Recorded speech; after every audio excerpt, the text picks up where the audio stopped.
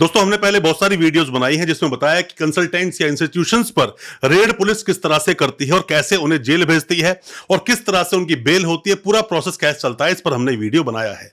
But बहुत सारे students ने हमें कमेंट किया, व्हाट्सएप पर मैसेजेस किए और सवाल पूछा कि सर स्टूडेंट की क्या गलती है या फिर स्टूडेंट भी क्या जेल जाएगा? अगर स्टूडेंट जेल चला गया तो क्या उसके दोबारा कभी सरकारी नौकरी लग सकती है, या फिर स्टूडेंट किस तरह से बचे इन सब चीजों से, हम क्या रेमेडीज फॉलो करें और इंस्टीट्यूट वाले भी क्या रेमेडीज फॉलो करें कि इन सब पचड़ों में वो पड़े ही ना। इन सब पर आज हम डिस्कस करेंगे कि स्टूडेंट को भी जेल जाना पड़ता है तो क्यों जेल जाना पड़ता है और डॉक्यूमेंट्स में ऐसी क्या दिक्कत रहेगी कि यूनिवर्सिटी ने उनको वेरीफाई करने से ही मना कर दिया। ज्यादा कुछ जानने के लिए दोस्तों बने रहिए हमारे इस वीडियो के साथ। दोस्तों होता क्या है कि कई बार मामले आपने देखे होंगे, मीडिया में भी आते हैं, कई बार आप कई अलग अलग जगह पर ऐसे केसेस देखते हो जिसमें कि स्टूडेंट ने कोई डॉक्यूमेंट कहीं पे इस्तेमाल किए और डॉक्यूमेंट्स को इस्तेमाल करने के बाद में जब डॉक्यूमेंट्स की वेरिफिकेशन हुई तो वो फेक डॉक्यूमेंट्स करार दिए गए और ऐसे में स्टूडेंट जाता है जेल, कंसल्टेंट भी जेल जाता है। ऐसे चार मामले में आपको बताऊंगा, चार मुद्दों पर बताऊंगा किस किस तरह से आप निकल भी सकते हैं। सबसे पहली बात, स्टूडेंट ने जो डॉक्यूमेंट्स लिए थे, जैसे ही डॉक्यूमेंट्स को लिया उन डॉक्यूमेंट्स को किसी भी जॉब में लगा दिया या कहीं पर भी उन डॉक्यूमेंट्स के आधार पर अप्लाई कर दिया। अब आप बोलते हैं सर मैंने तो बीए कहीं से किया था, उसके बाद मैंने एमबीए भी कर लिया पर मुझे तो कोई प्रॉब्लम हुई नहीं और यूनिवर्सिटी सीधा मेरा एडमिशन ले लिया, डॉक्यूमेंट्स मतलब वेरीफाई है। दोस्तों कभी भी एक दूसरी यूनिवर्सिटी जो आपको हायर एजुकेशन दे रही है वो प्रीवियस जो यूनिवर्सिटी है उससे डॉक्यूमेंट वेरीफाई नहीं करती है। सबसे पहले आप ये समझ लीजिए, अब आपने किसी भी जॉब में अपने डॉक्यूमेंट्स दिए हैं, डॉक्यूमेंट्स देने के बाद में वहां पर डी वेरिफिकेशन की रिपोर्ट बनकर आ गई कि आपका कोई रिकॉर्ड यूनिवर्सिटी में नहीं है। अब यहां पर मुकदमा दर्ज हो जाएगा अगर आपकी कंपनी ने एक्शन कर दिया और मुकदमा दर्ज होगा 420, 467, 468, 471, 120 बी जो ये ऑफेंस है आईपीसी के, इनके तहत एफआईआर आप पर लॉन्च हो जाएगी। उसके बाद आप नाम लोगे कंसल्टेंट का कि भाई कंसल्टेंट ने डॉक्यूमेंट दिए थे, पर वो बाद की बात है, उसका नाम तो बाद में आएगा ही, पर पहले जेल आप ही जाओगे, मतलब एफआईआर आप पर ही दर्ज होगी। तो ये मत सोचना कि आप बच जाओगे या कंसल्टेंट का नाम लेकर मैं निकल जाऊंगा, डॉक्यूमेंट तो मुझे इसने दिया, ऐसा कुछ नहीं है। कोई भी फॉल्स डॉक्यूमेंट को आप यूज कर रहे हो एज अ जेन्युइन तो यहां पर मामला आप पर भी दर्ज होगा, पुलिस नोटिस नहीं देगी, सीधा आपको अरेस्ट कर लेगी। तो ये सबसे पहले बात आप ये समझ लीजिए कि डॉक्यूमेंट्स को अच्छी तरह से वेरिफिकेशन करवाए बिना डॉक्यूमेंट को कहीं यूज मत करना, फंस जाओगे खामखा में। और डॉक्यूमेंट को अच्छी तरह से वेरीफाई करवा दिया फिर प्रॉब्लम नहीं है, कम से कम यूनिवर्सिटी आपके डॉक्यूमेंट्स की वेरिफिकेशन देगी। वेरिफिकेशन बस आप अच्छे से करवाओ, आरटीआई लगाओ, आरटीआई आप खुद लगा लो, किसी वकील साहब से लगवा लो, हमसे लगवा लो, इसमें हम भी आपकी मदद कर सकते हैं, बहुत सारे तरीके होते हैं।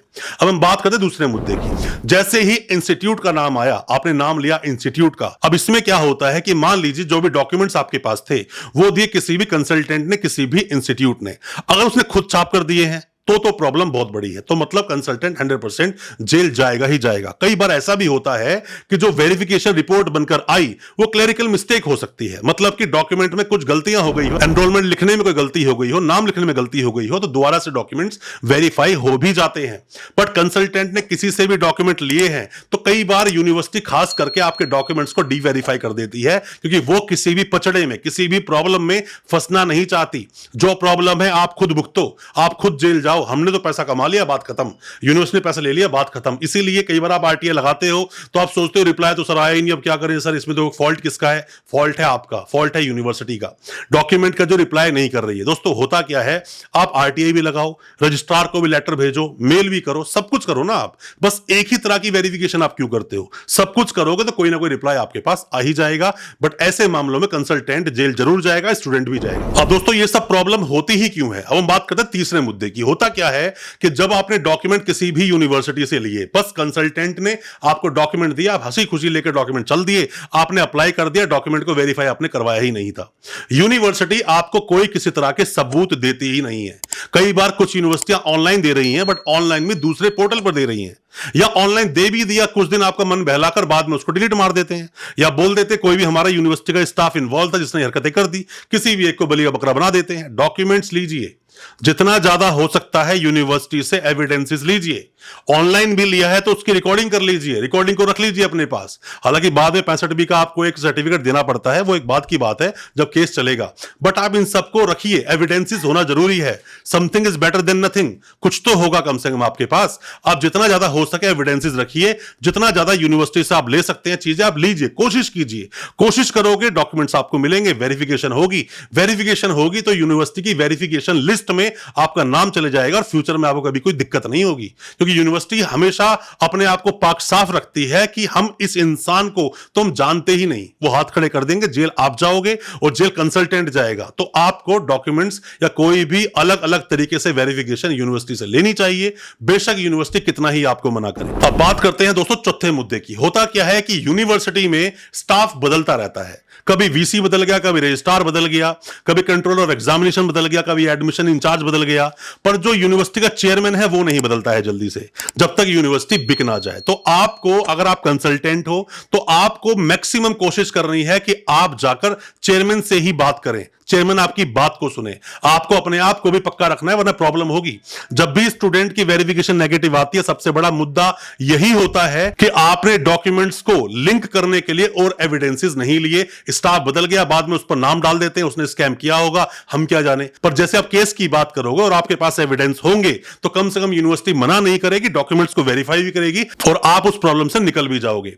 अब बात करते हैं दोस्तों पांचवें मुद्दे की। मुद्दा क्या है? सबसे बड़ा मुद्दा है कि ऐसे मामलों में फंसने के बावजूद भी कंसल्टेंट हो या फिर हो इंस्टीट्यूट वाला कोई भी, वो यूनिवर्सिटी से लड़ नहीं सकता।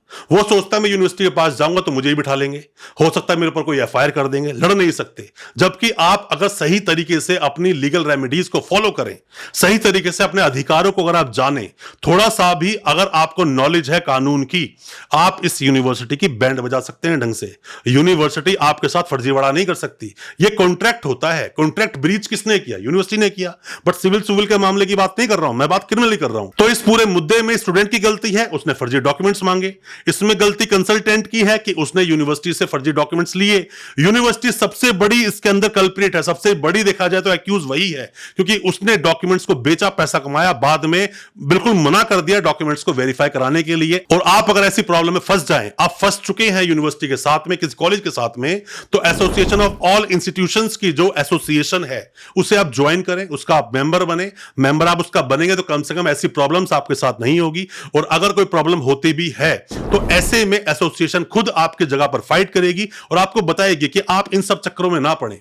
आप जाइए ऑनलाइन एजुकेशन के लिए, जाइए डिस्टेंस एजुकेशन के लिए, और बड़ी बड़ी यूनिवर्सिटीज है उनमें सब में ये टाइप करा के आपको देंगे। जाकर तरीके से काम करें, बैकडेट के चक्कर में ना पड़े, कभी भी इससे किसी का भला नहीं हुआ और जब तक आप करोगे परेशान ही रहोगे।